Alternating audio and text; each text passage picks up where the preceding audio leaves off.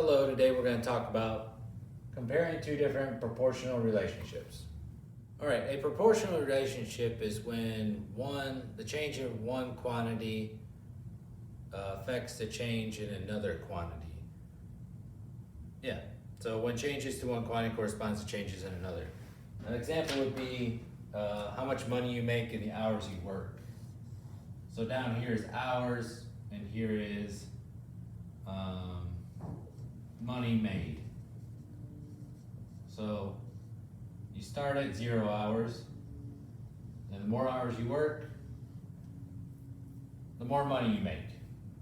All right? So the change in the amount of hours changes how much money you make. Now it starts from the origin, and it must pass through the origin, and X and Y change they change at a constant rate.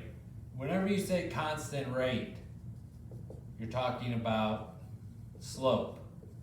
So in this case, for this lesson, you're gonna have to do slope, but you're gonna use rise over run.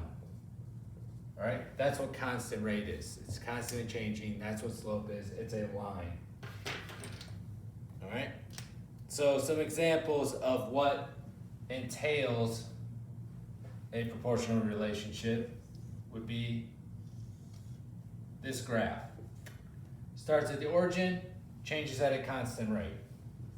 What won't it be is this. That is not a proportional relationship because this was the money made. So think of this as hours and the money made. So I'm working all these hours, but my amount of money I made, all right, starts up here, which is incorrect because at the beginning of the week you haven't made anything. All right, so you have to start at the origin. So I'm working all these hours, but I'm not making any money. All right, it's not a proportional relationship. Straight up and down, this is not. Neither is this. For our sake, the proportional relationships have to start at the origin. So it has to look something like this. Now it can look like this. It can look like this. It doesn't matter about the angle of the slope or what the slope is, as long as it starts at the origin. Now we're going to do some examples. All right, we have two examples here. So first thing, unit rate is the same as slope, which is the same as rise over run.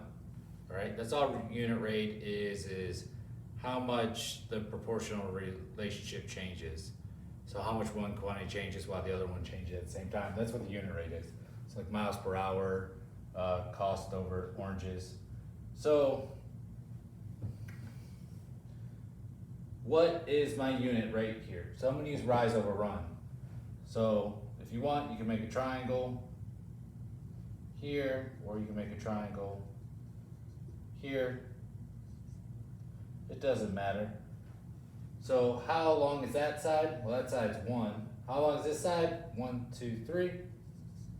There you go. So I can even bring it out if I really wanted to show you. So that's 1 and that's 3. It's not a really accurate triangle, but there we go. 1 and 3. So it's rise over my run. My rise is here. My run is at the bottom. So 1/3 is my unit rate here. Now we come over here. Which one of these is a proportional relationship? All right, not all of them are, or maybe they are. Let me write this word out, it's really long. I can spell. All right, so let's try this first one. So to find out if something's a proportional relationship, you basically just have to see if the slope works. So from a table, I'm gonna say I'm going down, and this is just how I do it. The lesson might teach you something different. Again, all these videos are just me doing it how I would do it. So from here to here, I have to add 20. Add 20. So then I do y over x, which gives me 20 over 20, which is 1. That works. So I went up 20 here, and I went up 20 here. 1. Now let's see if this works. So from 40 to 80 is 40. From 50 to 70 is plus 20.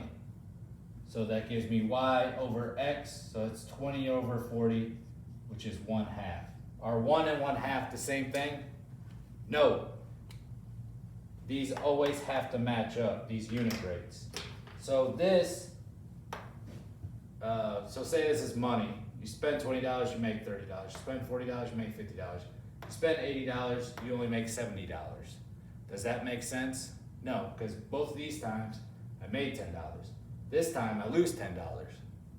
How'd that happen? Well, because it's not a proportional relationship. If this was proportional, this would be 80 and 90. Yeah, 80 and 90 would make this proportional. But it's not, so this is not. So how I did this, yeah, that's how I do it. If you want to do the whole rise over run slope thing, or you can just graph it, bro. If I graph these points, here we go. Let's say these are by tens. So 10, 20, 30, 40, 50, 70, 80. 10, 20, 30, 40, 50, 60, 70. So I have 20 and 30. I have 40 and 50. And then I have 80 and 5, 6, 7. And 7. So if I'm making my line, do they match up really? It's not the best drawing in the world, but it'd be more of a curve. It would be here and then going that way. Is that a straight line? No, it is not. That's the fail-safe for it. If you just want to graph it, if you have a graphic calculator, you can graph it, or you can do whatever you want. Here, proportional, so I'm going down. How many did it take to get from 2 to 4? Added. How to get from 8 to 8? 0. 2 over 0. Can't happen. This is not proportional at all. Well, your x's are all the same too, so that should show you something. The other ones are different. So this is not proportional. This here, I go from 48 to 80. How many does that count? 32. How does it go from 30 to 5? Add 2. So 32 over 2, because it's y over x, which gives me 16. Cool beans. 5 to 6 is 1. 80 to 96 is 16.